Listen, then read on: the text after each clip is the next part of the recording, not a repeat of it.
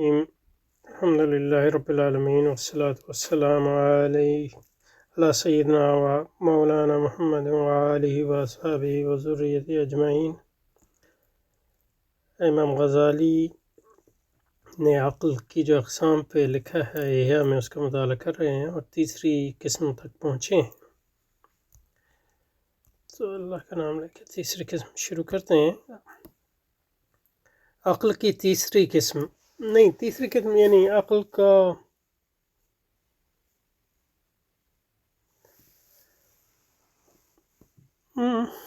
قسم کہنا چاہیے، یعنی یہ اب جو ہے اس پہ میرے یا یہ کہیں کہ چلیں قسم کہہ لیں، یعنی مطلب یہ کہ عقل کے معانی پہ بات کر رہے ہیں اور یہ اس کا تیسرا پہلو ہے۔ اس کو آپ چاہیں تو قسم بھی کہہ سکتے ہیں۔ تو عقل ان علوم کو کہتے ہیں جو روزمرہ کے حوال اور تجربوں سے حاصل ہوں۔ اب علوم کو عقل کیسے کہہ سکتے ہیں؟ علوم تو ثمرہ ہے، تو یہ امام غزالی نے یہ نہیں کہا۔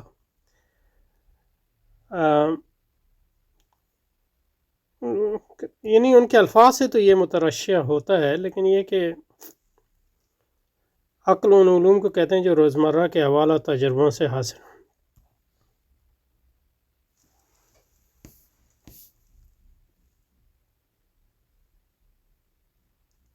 تو عقل علوم کو تو نہیں کہہ سکتے، اس میں تو کوئی شک نہیں ہے، تاکہ مطلب یہ کہ آپ اصطلاحاً اس کو قبول کر لیں تو لا مشاہد فی الاصطلاح، لیکن یہ کہ علم جو ہے عموماً عام استعمال میں وہ ثمرہ ہے، اور عقل جو ہے علم حاصل کرنے کا ذریعہ ہے۔ اس لیے آپ کہتے ہیں کہ یہ معقول ہے اور یہ شخص عاقل ہے۔ تو جو حضرت امام غزالی رحمۃ اللہ علیہ کا یہ مقصود ہے وہ یہ ہے کہ پہلی قسم تو بیان کی، یعنی عقل جو ہے ایک استعداد ہے جس کے ذریعے ہم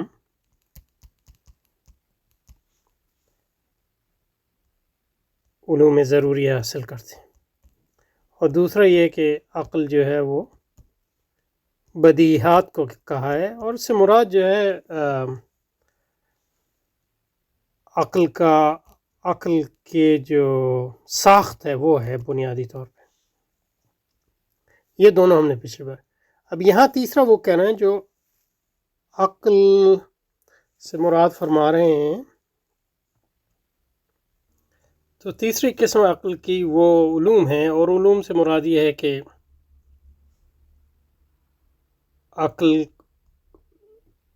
ان معنوں میں جن معنوں میں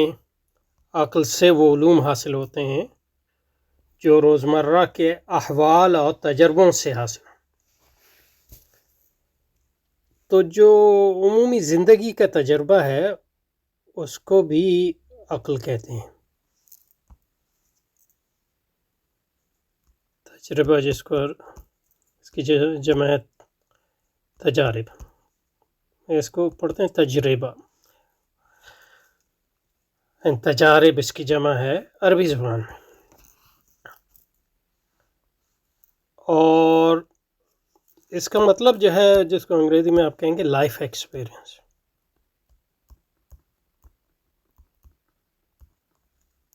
زندگی کا تجربہ، زندگی جس نے گزاری ہو۔ اب عقل تو میری بھی ہے اور آپ کی بھی ہے، ہو سکتا ہے مطلب یہ ہے کہ ہماری عقل جو ہے استعداد کے اعتبار سے اس سے زیادہ ہو اور ہم منطقی اعتبار سے بھی بڑے پہنچے ہوئے ہوں، لیکن اگر ہم نے دنیا نہیں دیکھی اور اس کو نہیں پڑھتا اور مختلف جو انسانی زندگی میں احوال اور واقعات اور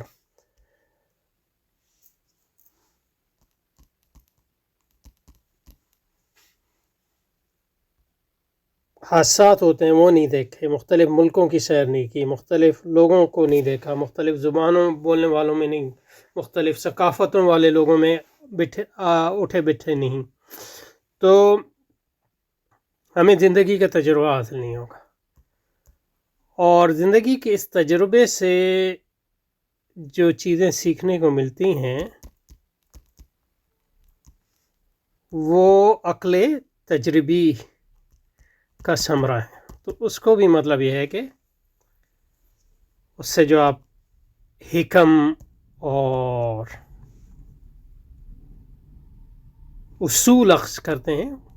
وہ عقلی اصول جو ہے آپ کو حقائق اشیاء اور واقعات کو سمجھنے میں مدد دیتے ہیں۔ تو ایک واقعہ اگر ہوا ہے اور 3 لوگ ہیں، 2 نے پوری زندگی کا یعنی بڑی بھرپور زندگی گزاری ہے، اس کو لمبا تجربہ اور مختلف واقعات دیکھے، مختلف احوال دیکھے، مختلف ممالک دیکھے، اور دوسرے 2 لوگ صرف جو ہیں ایک دیہات میں یا ایک شہر میں پلے بڑھے اور انہوں نے دنیا نہیں دیکھی،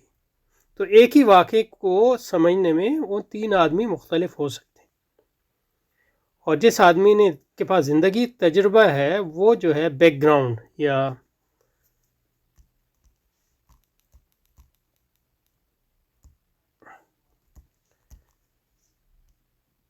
سیاق فراہم کرے گا، جس کے زندگی کا تجربہ وہ سیاق فراہم کرے گا جس کے تناظر میں وہ اس نئے حادثے یا واقعے یا چیز کو سمجھے گا۔ تو 3 آدمی جو ہے عقل پہلے 2 معنوں میں استعمال کر رہے ہیں، لیکن یہ ہے کہ 2 آدمیوں کو اس تیسرے معنی میں عقل ان کے پاس نہیں ہے، یعنی ان کو زندگی یعنی عقل، کیونکہ زندگی کے تجربے اور زندگی کے لائف ایکسپیرئنس کی ہم جب بات کرتے ہیں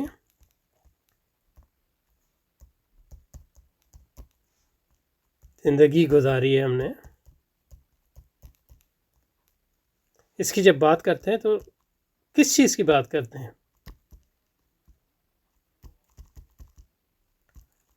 عقل کو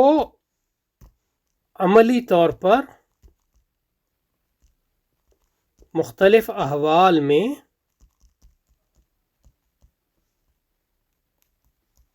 برتنے کی بات کرتے ہیں، اور یہ ایپلیکیشن جس کو کہتے ہیں یا اطلاق جس کو کہتے ہیں، اور ایپلیکیشن یا اطلاق جس کو کہتے ہیں، یہ جو ہے لائف ایکسپیرئنس یا تجربے کے بغیر حاصل نہیں ہوتا۔ تو عقل عملی اس کو آپ کہہ سکتے ہیں، عقل عملی اس کو آپ کہہ سکتے ہیں، اس تیسری چیز کو، یہ تیسری قسم جو ہے عقل کی، اس کو آپ عقل عملی کہہ سکتے ہیں۔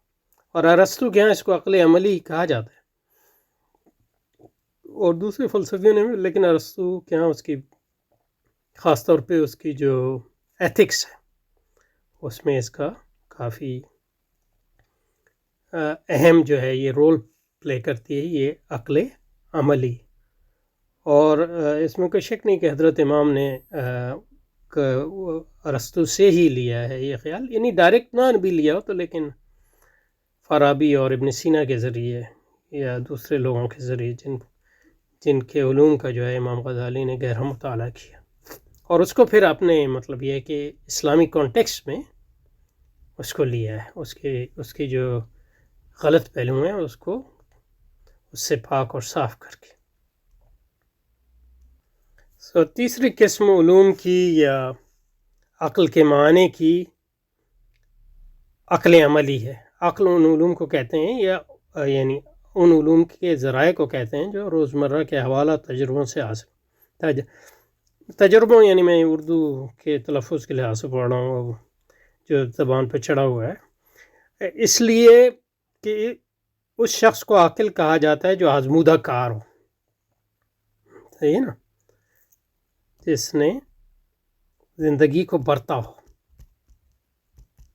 تو یہ مطلب یہ نظری اور عملی علم میں جو ہمارے یہاں فرق کیا جاتا ہے اس کی بنیاد یہی ہوتا ہے،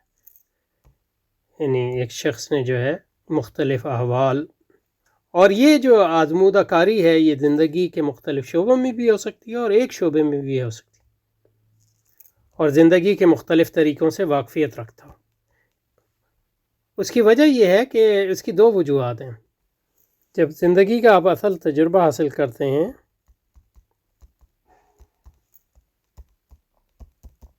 تو اس میں آپ یہ سیکھتے ہیں کہ عقل کو جو ایک نظری استعداد ہے علوم میں، اس کو عملی طور پر واقعات پر کیسے لاگو کریں،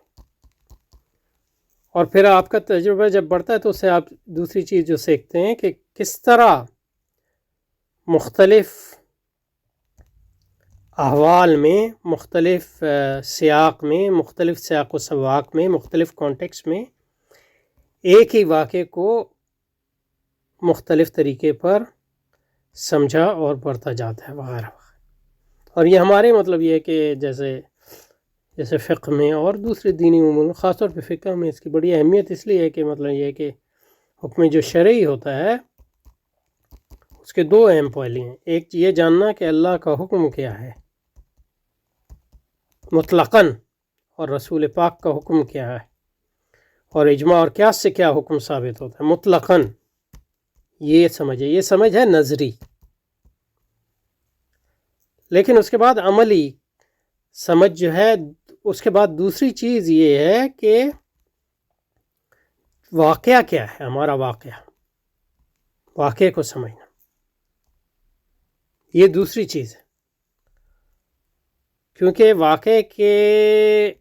واقعے سے مراد جو ہے ایک شخص بھی ہو سکتا ہے، ایک انفرادی وقوع بھی ہو سکتا ہے، اور ایک عمومی واقعہ بھی ہو سکتا ہے، اجتماعی واقعہ بھی ہو سکتا ہے۔ کیونکہ واقعے کی سمجھ کے بغیر جو ہے آپ یہ نہیں جان سکیں گے کہ اللہ کا کون سا حکم اس واقعے کے لیے مناسب ہے۔ تو آپ دو غلطیاں کر سکتے ہیں، ایک یہ کہ آپ اللہ پاک کے حکم کو سمجھنے میں غلطی کر سکتے ہیں، رسول پاک کے حکم کو سمجھنے میں، دوسرا یہ کہ آپ واقعے کو سمجھنے میں غلطی اور تیسرا یہ کہ آپ نے واقعہ بھی ٹھیک سمجھا، اللہ پاک کا حکم بھی سمجھا، لیکن اس واقعے کو اس حکم پہ کس طرح اطلاق کیا جائے اس میں غلطی کی۔ تو یہ تین غلطیاں یہاں اس کے امکان رہتا ہے ہمیشہ، یعنی تین تو میں نے ایسے کہیں۔ تو یہ جو چیز آپ کو بتائے گی وہ عقل عملی ہی بتائے گی، عقل نظری خود اس کو آپ کو نہیں بتائے گی۔ تو عقل کے ان علوم کو کہتے ہیں جو روزمرہ کے حوالے سے، اس لیے کہ اس شخص کو عقل کہا جاتا ہے جو آزمودہ کار ہو اور زندگی کے مختلف طریقوں سے واقفیت رکھتا ہو، اور جو شخص اس صفت کا حامل نہ ہو اسے غبی، جاہل اور نا تجربہ کار کہا جاتا ہے۔ علوم کی اس قسم کو بھی عقل کہا جاتا ہے، یعنی استعارتاً، یعنی کیونکہ تو یہ کن علوم کی بات کر رہے ہیں؟ یہ زندگی کے تجربے کے علم، اس کو زندگی کے تجربے کا علم، زندگی کو آزمانے کا علم، زندگی کو دیکھنے اور پرکھنے کا علم،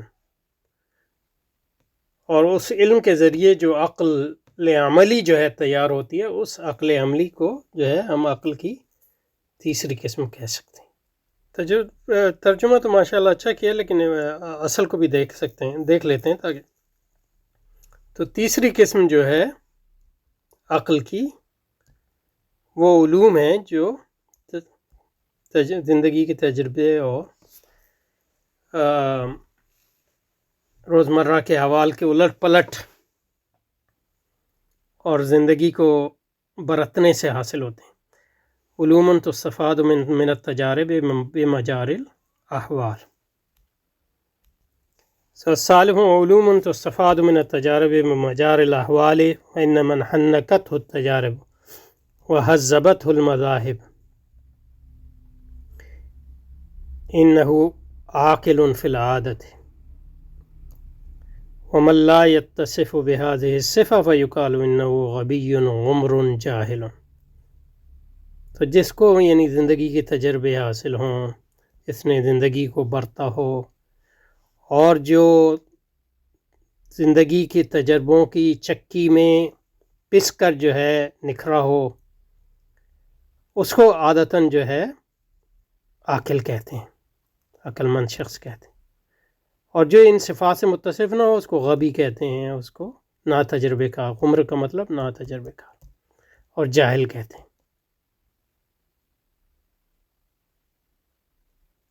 حتیٰ کہ مطلب یہ ہے کہ اس کے بعد علم ہی ہو لیکن اس کو تجربہ نہ ہو،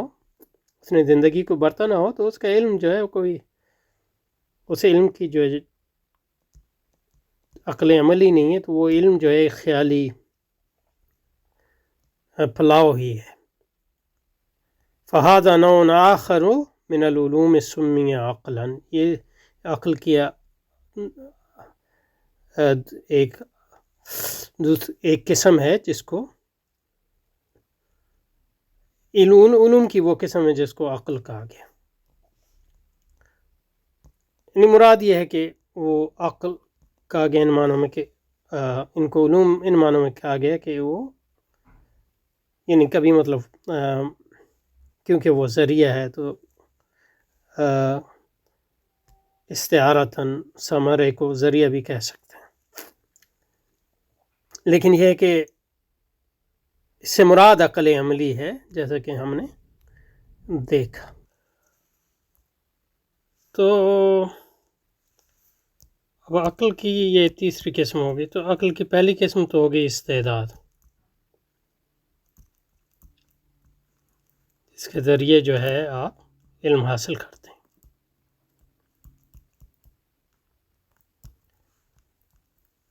تو یہ جو ہے یہ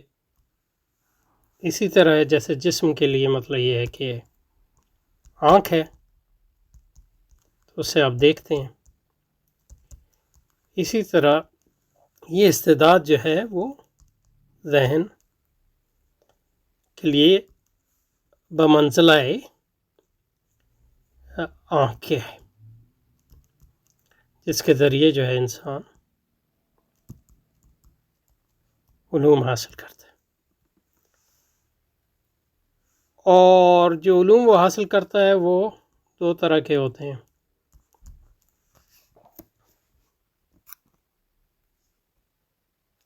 پہلی طرح کا وہ علم جو ہے وہ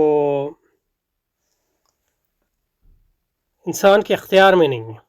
یعنی آپ زندگی گزار رہے ہیں، آپ کے پاس یہ استعداد ہے تو آپ کو علم حاصل ہوتا رہتا ہے بغیر تگ و دو کے. کچھ ایسے علم میں جو یہ جو ہے علم ضروری ہے، علم بدیہی، اس میں جو ہے عقل کی جو بدیہات ہیں وہ آ جاتی ہیں، اس میں ایکسپیرینس جس کو کہتے ہیں، یعنی سینس ایکسپیرینس، محسوسات اور مدرکات کا علم بھی اس میں آ جاتا ہے. اور پھر وہ علوم جو ہیں بلا اختیاری ہیں، جن کو آپ کو تگ و دو کرنی پڑتی ہے، جن کے لیے آپ کو جدوجہد کرنی پڑتی ہے، مشقت کرنی پڑتی ہے، سفر کرنا پڑتا ہے. تبھی آپ کہتے ہیں سفر وسیلہ ظفر وغیرہ. تو یہ جو عقل عملی ہے یہ اسی بنیادی استعداد کا ثمرہ ہے، لیکن یہ ہے کہ اس میں وہ اختیاری علوم میں زیادہ نہیں آتا، بلکہ وہ ہے جس کے لیے آپ کو جدوجہد کرنی پڑتی ہے. تو یہ ایک طرح کا نظری علم ہے، لیکن وہ نظری علم جو عملی میدان میں ہے، یعنی نظری علم ان معنوں میں نہیں کہ وہ تھیوریٹیکل ہے، بلکہ نظری علم ان معنوں میں کہ اس کے لیے تگ و دو اور جدوجہد اور مشقت اور سفر اور زندگی کے اور تجربوں کی چکی میں پسنا پڑتا ہے، اور زمانے کے گرد و پیش کو برتنا پڑتا ہے وغیرہ وغیرہ. اچھا، اور اب اس میں اگر دیکھیں تو آپ عقل بطور استعداد کی جو ہے وہ آپ کا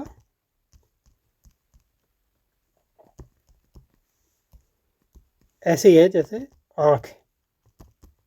اس سے آپ دیکھتے ہیں. تو یہ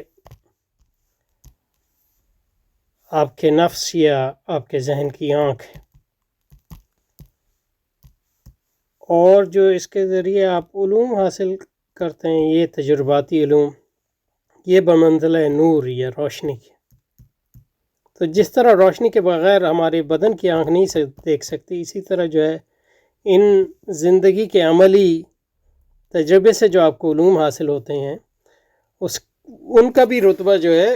روشنی کی طرح ہے عقل کی. ان کے بغیر جو ہے عقل کی آنکھ جو ہے استعداد کے باوجود اگر اس کے پاس یہ نور نہ ہو یا یہ روشنی نہ ہو تو وہ اپنے ارد گرد نہیں دیکھ سکتی. اور پھر جو چوتھی قسم آئے گی اس میں پھر جو ہے اسی سملی کو جو ہے ہم